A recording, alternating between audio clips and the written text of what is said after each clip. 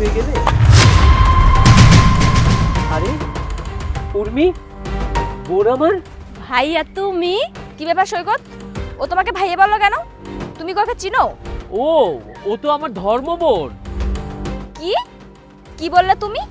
এই গরিব ফকিন্নি মেয়েটা তোমার বোন? সৈকত, তুমি আমাকে একটা কথা বলো তো, এই গরিব মেয়েটা তোমার বোন হয় কিভাবে? বোন?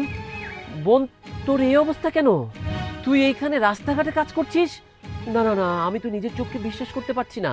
তুই তো অনেক ভালো ফ্যামিলির মেয়ে, অনেক মেধাবী ছিলি, অনেক ভালো রেজাল্ট করেছিলি। এতদিনে তো তোর ভালো কোনো জব পেয়ে যাওয়ার কথা ছিল, ভালো কোনো জায়গায় কাজ করার কথা ছিল।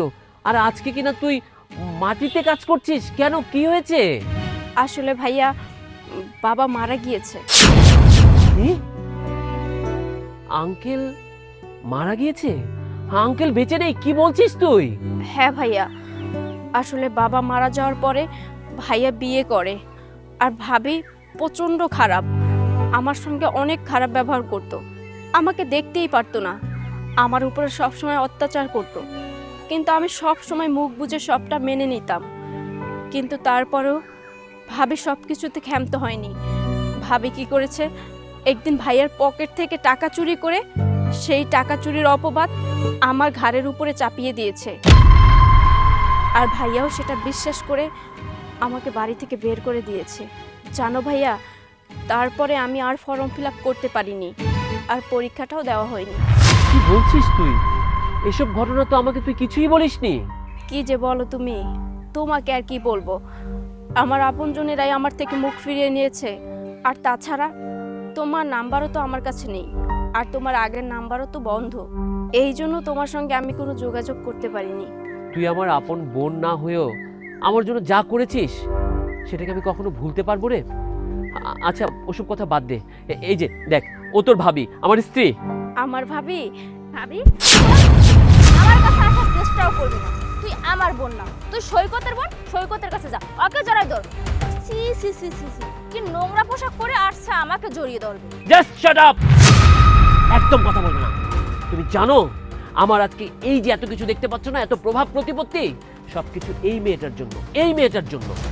আজ ও যদি না থাকতো না, আমি এই পজিশনে আসতে পারতাম না। আমার বাড়ি গাড়ি ধন সম্পদ যা কিছু দেখতে পাচ্ছ না, সবকিছু এই মেয়েটার জন্য। জানতে চাও? জানতে চাও ও আমার জন্য কি করেছে? তাহলে শোনো। কি ব্যাপার ভাইয়া, তুমি এখানে চুপচাপ বসে আছো? তোমাকে দেখে মনে হচ্ছে তুমি কোনো টেনশন করছো।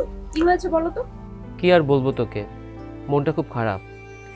বাবা মারা গেল, এরপর আমার লেখাপড়া প্রায় বন্ধ হবার জোগাড়। সামনে সেমিস্টার ফির টাকাটা আমার কাছে নেই। ভাবছি লেখাপড়া বাদ দিয়ে একটা জব শুরু করব, অন্তত নিজের খরচটা তো চালাতে পারবো। কি আর করব বল, সেমিস্টার না দিতে পারলে তো আর পড়ালেখাটাই হবে না। আরে ভাইয়া, তুমি এটা কি বলছো? এতে তো তোমার ভবিষ্যৎ নষ্ট হয়ে যাবে। এখন কি করব বল, আমার কাছে তো একটা টাকাও নেই যে আমি পড়াশোনার খরচ চালাবো। এইটুকুর জন্য তুমি চিন্তা করছো ভাইয়া? আচ্ছা দাঁড়াও। এই নাও ধরো। তুই এতগুলো টাকা কোথা থেকে পেলি? এখানে তো অনেকগুলো টাকা। আরে ভাইয়া, বাবা আমাকে ফোন কেনার জন্য টাকা দিয়েছিল, এই টাকাই আমি তোমাকে দিচ্ছি। আর এই টাকা দিয়ে তোমার সেমিস্টার ফি হয়ে যাবে, আর তোমার হাত খরচও হয়ে যাবে। নাও রাখো। তুই তোর ফোন কিন বোন, এই টাকা আমি নিতে পারবো না। এত শখ করে তুই নিয়েছিস টাকাটা ফোন কেনার জন্য। বোন তুই তোর ফোনটাই কিন। একবার বোন বলছো, আবার টাকাটাও নিতে যাচ্ছ না। এই নাও তো টাকাটা। কিন্তু এখন আমি টাকাগুলো তোকে কিভাবে ফেরত দিব? আরে আজব তো, আমি কি তোমাকে বলেছি যে আমাকে টাকাটা ফেরত দিতে হবে? শোনো, এখনই টাকাটা ফেরত দেওয়ার কোনো দরকার নেই। তুমি যখন পড়াশোনা করে অনেক বড় হবে, বড় একটা চাকরি পাবে, তখন আমাকে টাকাটা সুদে আসলে ফেরত দিতে হবে, বুঝতে পেরেছো? তখন আমি অনেক দামি একটা ফোন কিনবো।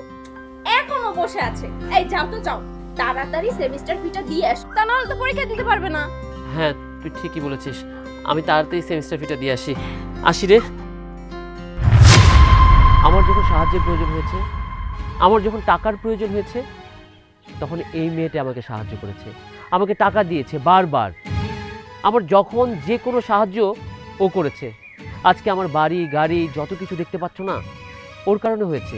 ওর কারণেই না আমি পড়ালেখা করতে পেরেছি, আমার ব্যবসাটা দাঁড় করাতে পেরেছি। আর তার চেয়ে বড় কথা, ও আমার আপন কেউ না, আমার বিপদে আমার আপনজন কেউ কিন্তু পাশে ছিল না, পাশে ছিল এই মেয়েটা। দেখো, তোমাকে একটা কথা আমি স্পষ্ট বলে দিচ্ছি, আমার মায়ের সাথে আমার বোনের সাথে তুমি যেই ধরনের ব্যবহার করো, আমার এই বোনটার সাথেও তোমার একই ব্যবহার করতে হবে। বোন, আমি না জেনে না শুনে তোমাকে অনেক অপমান করেছি, তোমার সাথে অনেক খারাপ ব্যবহার করেছি, প্লিজ আমাকে মাফ করে দাও।